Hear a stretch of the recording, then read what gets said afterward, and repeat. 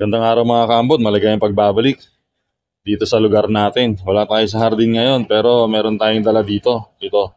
Sa mga ngayon lang nakakita o kaya sa mga hindi nakakaalam nito, akalain mong ito ay isang klase ng talisay, no? Bunga ng talisay.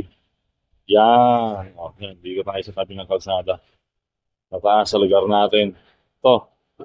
Actually, ngayon lang ako nakakita ng gantong itsura nito pero sa mga nakakaalam nito, siguro alam niyo na kung anong bunga nito. Kung anong klaseng bunga ito. Yan, napakadali daw nitong maanhaw ng tubig. Ito, pag malumambot, masira kapag napataka ng tubig. Ito, kapag binabad mo sa init na tubig, mga 10 to 15 minutes ay malulusaw siya. At yung laman niya, pwede daw kainin. At yung pinaka-shell pa niya, tatanggalin mo yun at may laman pa yon. So, alam niyo na siguro kung ano to, di ba? Talisay. Ganun ang talisay eh. Ang kailangan talisay, parang walang shell yung pinakalaman niya, nakadikit na dito. At hindi yata nakakain yung pinakalaman nito. Yan. Mangustin, yun, no? Mangustin, kapareho ng mangustin. Yung mangustin siguro, nagkakain din yung gilid nun, no? Kasi ito nakakain daw. Kung gusto mo ng matamis, isasawsaw mo lang sa asukal daw ito. Kung gusto mo naman ng pang-ulam talaga, di sasawsaw mo sa pag-uong o kaya sa kalamansi. Yan. Natikman ko na rin naman siya, pero siyempre hindi tayo sanay. Kaya hindi natin gagawin yun. Ang ano lang, ipapakita ko lang sa inyo kung ano ang laman nito sa loob mamaya. Okay? So, okay. Sige, mag-iinit lang tayo ng tubig.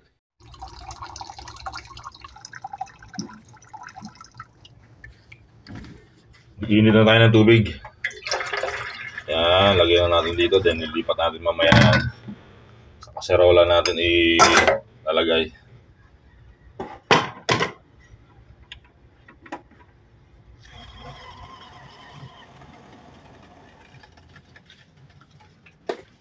Hop. Dito na. Ganyan lang daw eh. Yan. Not necessarily na i-direct mo ng pakuluan. Ang importante mainit and then ibabad daw siya. Okay, babad natin.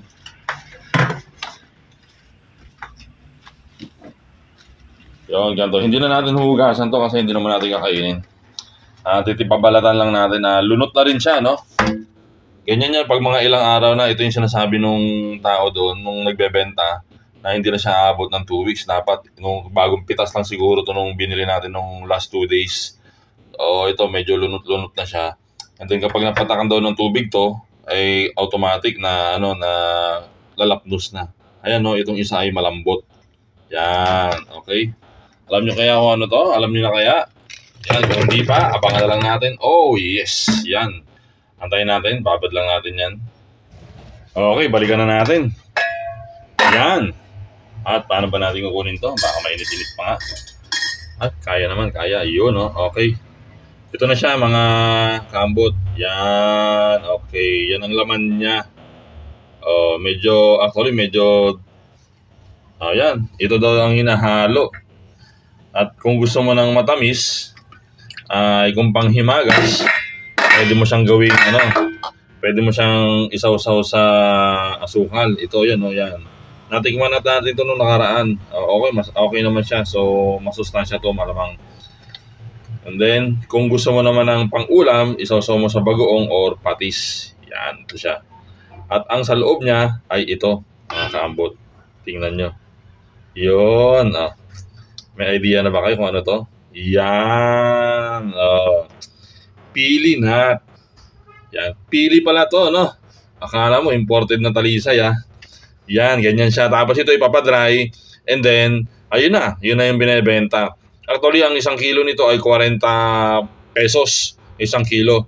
Pero kapag yung ganito na dried na pili nuts na. Pero kapag itong sariwa, ang bili ko dito ay 25 pesos, 15 peraso. Yun, ito, ganito. 25 pesos, 15 peraso. Ganun ang bentahan doon sa Sorsogon. Yan. Pero kapag nakabalot na to, Diyos ko po, kapag nakaprocess na, balot na siya, 105 ang bili natin. Na, pakita ko sa inyo. Ito mga kambot. Yan. Yan ang pili nuts. Okay, alam nyo na. Yan ang pili nuts. Ganito. Ang pag-process na to, ito ay 105 pesos. Pero ang ano lang nito, yung raw, yung hindi pa nakabalot, hindi pa nakaprocess, ay 40 pesos per kilo. So ito, ilang milligram lang to. Hindi natin alam ba mga kalahati or 1/4. Yan. So, siyempre, mayroon na siyang to, siguro may lasa na yan, ganyan, kaya ganyan ang presyuhan. Okay? Okay lang mga kambot, sana ay may natutunan kayo sa vlog natin ngayong araw. At ako rin ay malaking natutunan ko dito kasi ang buong pagkakaakala ko itong itsura na to, ito lang yung mismong bunga, no? Tapos malalaglag na lang yan, okay, ito yung sinusungkit nila. Buong akala ko sa talambuhay ko, ilang taon na tayong nabubuhay sa mundo. At ilang taon na nating nakikita itong itong pili. Yan, naku, sarap siguro kainin ito, gawing ulam, oh. Fiber na fiber yan, oh. Yan, okay. So ngayon, di na kayo siguro magtataka sa mga hindi taga Bicol na ganito ang itsura ng pili nut. Okay? Pili nut pala, yan, ganito ang pili nut. Pero kapag hindi pa siya nababalatan, yan, ganito siya. So para siyang parang prutas na dinadried na minamatamis yung itsura niya. At para rin siyang talisay na na imported na iba ang kulay, di ba? Para siyang talisay rin, kaya lang kulay black na talisay. Pero ang pinagkaiba nila, napakalaki naman talaga ng kanyang nuts at saka ng nuts nga at saka ng nut shell niya. Yan. Okay. Kung iipunin mo nga nito, napakarami mong uulamin o kaya panghimagas. Napakarami niyang laman sa gilid. Okay, kung marami kang babalatan ng pili nut, kaya pala napapakinabangan, halos wala daw tapon sa pili kahit yung puno niya. Yung sanga ay napapakinabangan nila ng gusto doon sa Sorsogon.